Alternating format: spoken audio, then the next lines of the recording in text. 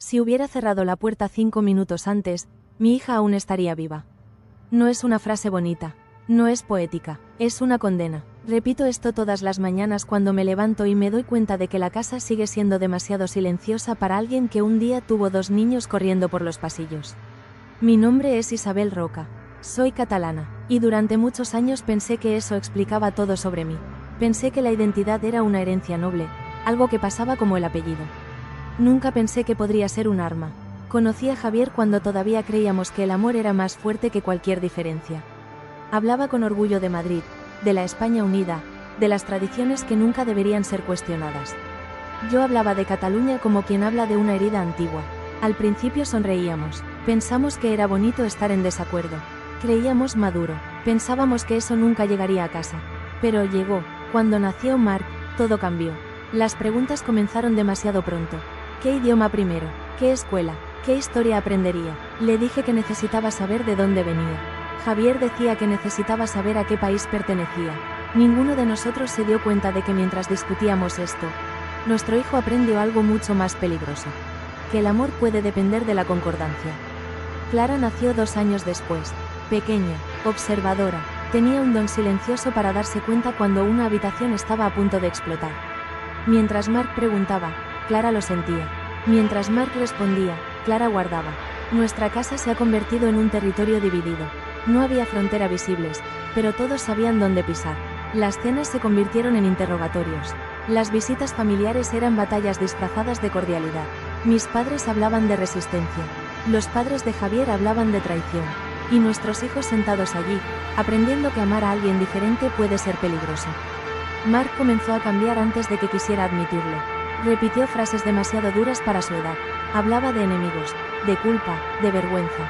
Cuando intentaba corregirlo, me miraba como si fuera ingenua o peor, como si fuera parte del problema. El día que me preguntó por qué odiaba a España fue el día en que sentí que algo se rompía dentro de mí. Clara, por el contrario, desaparecía.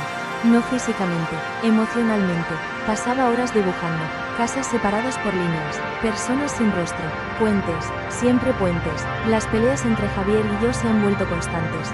Ya no discutíamos ideas, discutíamos carácter. Decía que estaba contaminando a nuestros hijos. Decía que estaba borrando quién era yo. Gritábamos para no oír el silencio creciente entre nosotros. Cuando llegó la ruptura, nadie se sorprendió. Solo devastado. Marc eligió ir con su padre. Dijo que conmigo no podía respirar. Clara se quedó conmigo porque no quería elegir. Pero yo veía en sus ojos el peso de esa decisión. La ciudad comenzó a hervir junto con nuestra familia. Protestas, policía, gritos. Todo parecía reflejar el caos que ya vivíamos dentro de la casa. La noche que Marc se fue sin avisar, sentí un apretón que no pude explicar. Horas después sonó el teléfono. Hospital, emergencia, confrontación. Ver a mi hijo inmóvil en una camilla fue como ver la materialización de todos nuestros errores. Javier y yo estuvimos uno al lado del otro, por primera vez en meses, unidos solo por el miedo. Marc sobrevivió, pero algo en él se quedó en esa calle. Nunca volvió a hablar, tampoco conmigo, ni siquiera con papá. El silencio de Marc se extendió por la casa como un duelo permanente. Clara comenzó a usar mangas largas. Descubrí los cortes por casualidad. Cuando le pregunté, ella dijo que necesitaba sentir algo real, porque todo a su alrededor parecía demasiado falso. Traté de cambiar, intenté unirme, intenté arreglarlo, pero algunas grietas no aceptan pegamento. Solo crecen. Esa noche lluviosa, Clara se fue sin discutir, sin llorar, sin gritar, y no volvió. Cuando vi su zapato en el puente, supe antes de cualquier palabra oficial. Las madres lo saben, la carta estaba en la mochila. Pocas líneas, ninguna acusación directa, solo cansancio. Ella escribió que no era catalana, ni española, era solo una hija cansada de ser un campo de batalla. Hoy vivo con un hijo que no habla, un silencio que grita y una culpa que no duerme. Y una certeza que duele más que nada. Nosotros no matamos a nuestra hija con odio. Matamos con orgullo. Después del entierro, todos se fueron demasiado rápido. La gente siempre tiene prisa cuando el dolor no es suyo. Me quedé solo frente a una cama vacía, tratando de entender cómo una casa puede seguir en pie cuando algo esencial se derrumba por dentro. La habitación de Clara todavía olía a jabón barato y papel. Los dibujos seguían pegados a la pared, alineados como si esperaran aprobación. Puentes, siempre puentes. Marc no vino al funeral. Javier dijo que no podía soportarlo. Tal vez era verdad, tal vez era solo una forma más de protegernos de lo que ya nos habíamos enfrentado. Mi hijo seguía mudo. Los médicos lo llamaron trauma selectivo. Yo lo llamaba castigo. Cada silencio suyo fue un recordatorio de todo lo que hicimos mal. Empecé a hablar sola. Al principio, solo susurros. Luego, conversaciones enteras. Hablaba con Clara como si estuviera sentada a la mesa, comiendo despacio, observando todo como siempre lo hacía. Le pregunté si tenía miedo. Me dolió.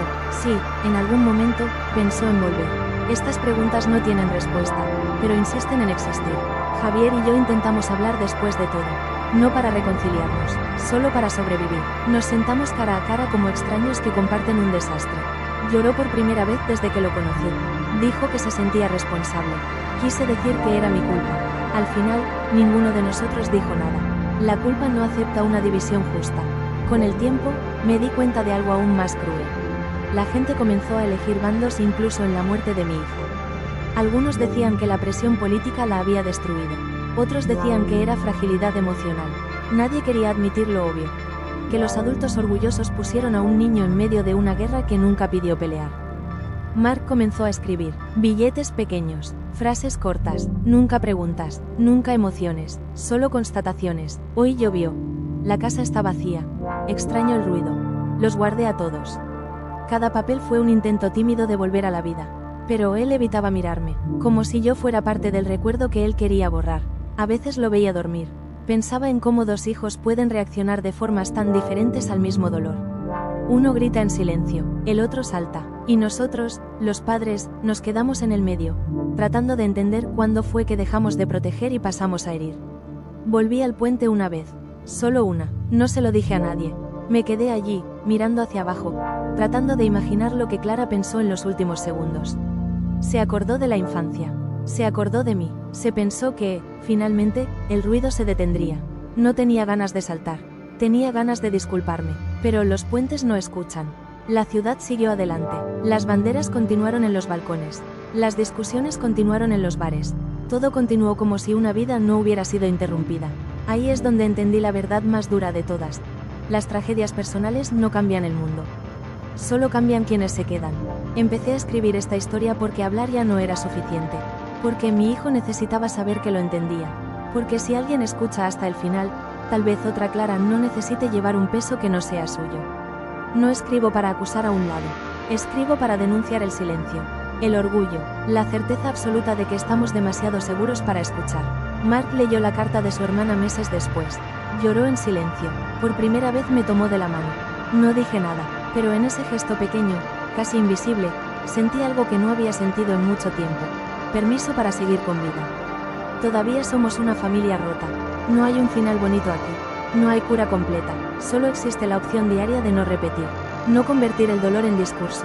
No usar a los niños como frontera. Si estás escuchando mi historia en este momento, no es para elegir un lado. Es para recordar que ninguna identidad vale más que la vida de quien amamos. Porque algunas guerras no terminan cuando termina el ruido.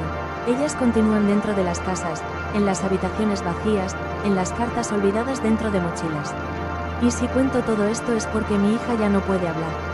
Y alguien tiene que decir, en voz alta, lo que aprendimos demasiado tarde. Después de que Mark tomó mi mano, nada cambió de inmediato.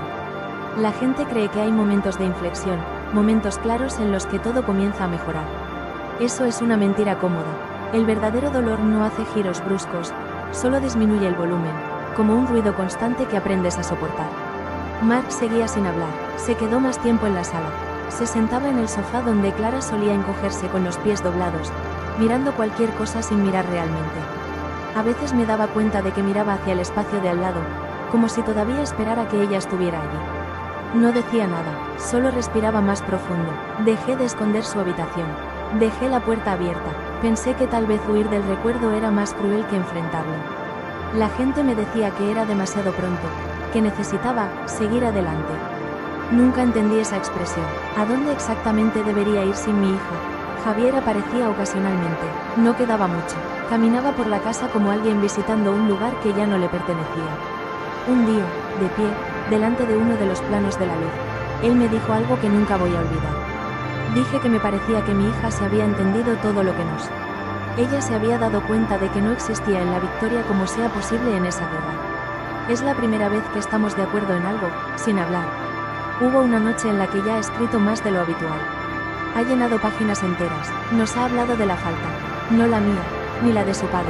La suya, escribió. Me daba cuenta de que, al momento de elegir a un lado, había dejado a su hermana. Mientras él gritaba por las ideas que ella aprendió a desaparecer. Leí esas palabras con el corazón apretado, porque ningún niño debería llevar ese tipo de peso. Ninguna, respondí por escrito. Dijo que los hermanos no salvan a los hermanos de guerras creadas por adultos. Dijo que no le falló a Clara. Les fallamos a ambos. Lo leyó, dobló el papel, lo guardó en el bolsillo.